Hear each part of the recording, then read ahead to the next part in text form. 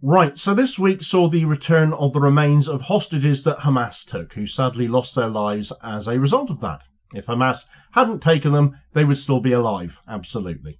But the biggest trauma experienced by those people in Hamas captivity, as has been said by the people themselves who have come out and survived it, was as a result of the IDF's actions.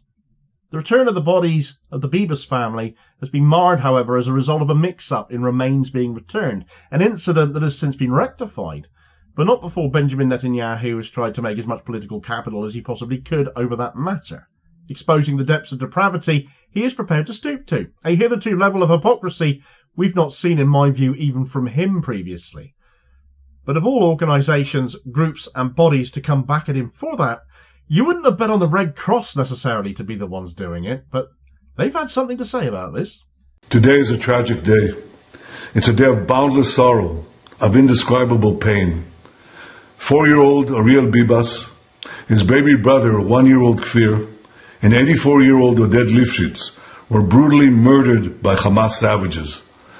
Their bodies returned home to a nation in mourning, a nation that will never forget and never forgive the evil that cut down these beautiful souls. Against all odds, we succeeded to bring many home. Some we rescued, some we tragically couldn't. The Bibas children in particular became the symbol of who we are and who we're fighting against. Here's a photo of the Bibas brothers. These perfect children, again, were 4 years old and less than 1 year old when the Hamas savages snatched them from their mother's arms. She fought like a lioness to protect her boys. Just imagine their horror. Imagine their confusion. Perfect little children who never hurt a soul. A baby, for the love of God. They languished in captivity until Hamas murdered them in cold blood. Who kidnaps a little boy and a baby and murders them? Monsters, that's who. These Hamas monsters also cynically refused to bring back the boy's mother, Shiri, and sent the body of a Gazan woman instead, in brazen violation of the agreement. Today, the heavens shake. The entire civilized world should condemn these horrific murders. The entire civilized world should join Israel in demanding the immediate release of all the hostages. All of Israel is united in grief. And as the Prime Minister of Israel, I vow that I will not rest until the savages who executed our hostages are brought to justice. They do not deserve to walk this earth. Nothing will stop me. Nothing. Ariel, Kfir, and Oded, I'm so sorry we couldn't save you from the monsters who did this.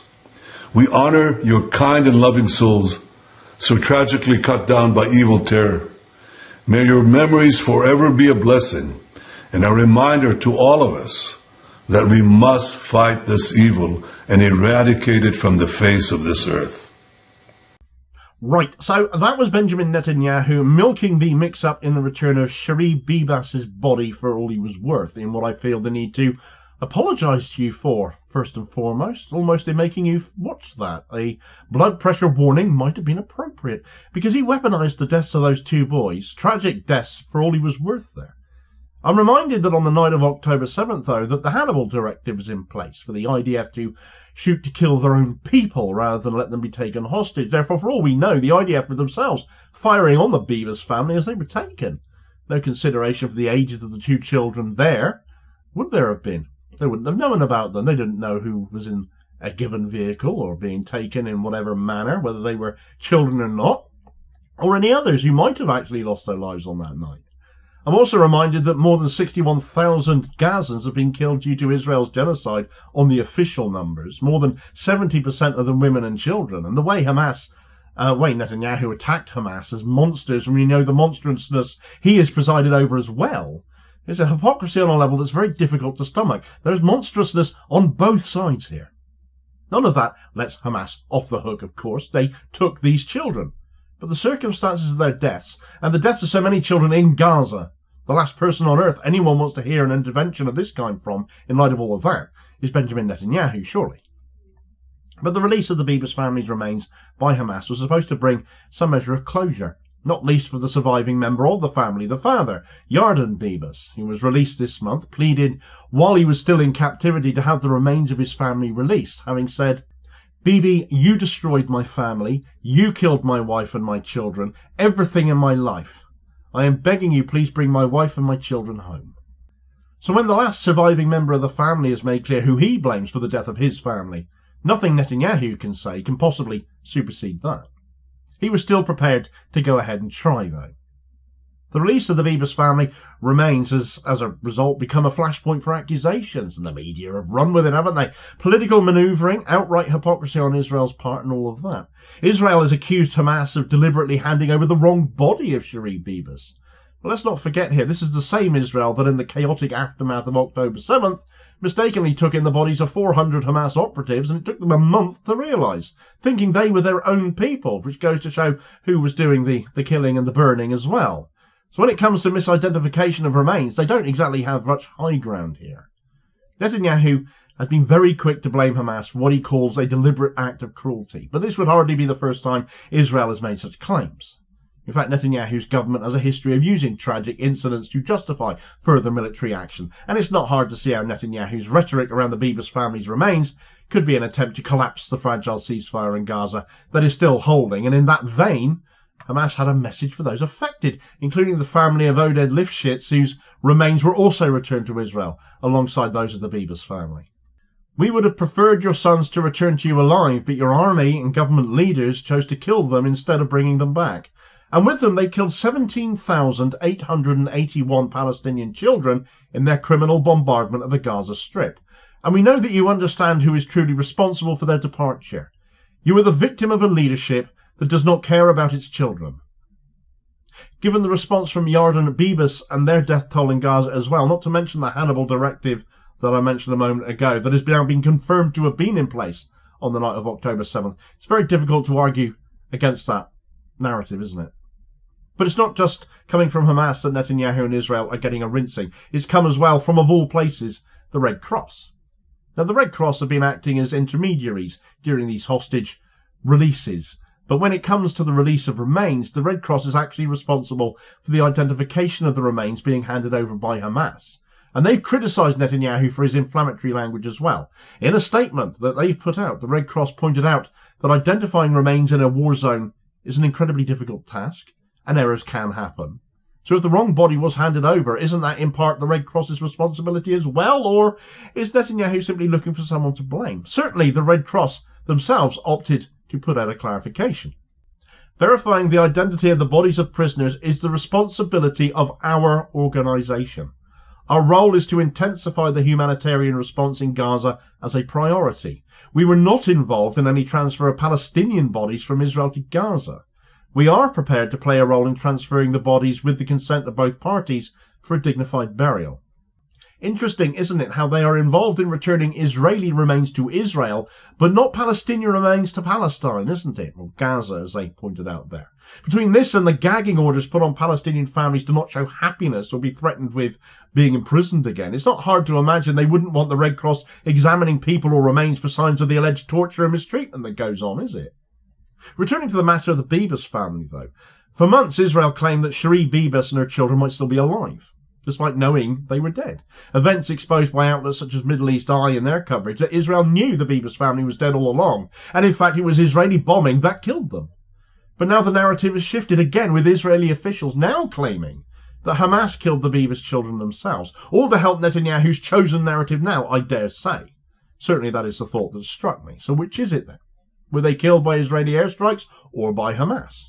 The inconsistency in Israel's stories makes them harder to believe than ever, and certainly Hamas were not going to sit by and allow this narrative shift without putting their 2 cents worth in. The claims made by the spokesperson of the Zionist occupation army, accusing the resistance of killing the Bibas family, are nothing but outright lies. Part of a long series of fabrications spread over the past 15 months amid the ongoing genocide against our Palestinian people. This is a desperate attempt to evade responsibility for the murder of the family, which was caused by the scale of the occupation's mass extermination, brutal bombardment, and widespread destruction of buildings and neighbourhoods. Furthermore, Netanyahu's obstruction of a ceasefire agreement contributed to their deaths, alongside other crimes committed against Israeli captives in Gaza. The occupation army, its media spokespersons, and its extremist fascist government have engaged in the most deceitful propaganda, repeatedly attempting to divert global public opinion away from their horrific crimes, genocide, ethnic cleansing and massacres against defenseless civilians and all aspects of life in Gaza. However, the world continues to uncover the falsity of their narratives and the extent of their crimes against humanity. Let's not forget the broader context here either. The Bibas family tragedy is just one of countless stories of loss and suffering in Gaza. Yet the international outcry over their deaths pales in comparison to the outrage over the Bibas family. And the only conclusion you can draw from that is that as far as media scrutiny and investigation goes, Palestinian lives are simply considered less valuable. Certainly we know that that is the Zionist view. That version of events doesn't fit the narrative that Israel and its allies want to promote, though. The fallout over the Bibas family's remains is a stark reminder of the contradictions and dishonesty of Netanyahu and his government. It's a story of tragedy. Yes, of course it is. We should mourn any and all innocents caught up in the middle of this, no matter whose side they are on. And I absolutely do. But we have to, at the same time, also call out the hypocrisy here, the political manoeuvring, and the dehumanization of Palestinian lives seen as worth less by too many with too large a voice and too much influence on what others think.